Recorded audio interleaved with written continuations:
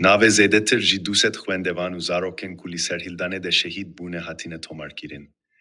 Şevreya hevahengî ya sendîkayên mamostayên Îranê bî belavkirina lîsteyekê, dayê zanîn ku zêdetir ji 200 zarok û xwendevanên jêr temenê 18 saliyê, ji aliyê rejîma Îranê ve li tepeserkirina bixwîn a xwenîşandana seranserî ya vê dawiyê de hatine kuştin û navê zêdetir ji 200 zarok û xwendevanan li vî lîsteyê de hatine tomarkirin. Şevreya hevahengî ya sendîkayên mamostayên Îranê tevî tekeskirin bi serveyekê ku belavkirina wan navan bi tenê bi armanca tomarkirin û tazîgirtinenîne, nivîsandiye.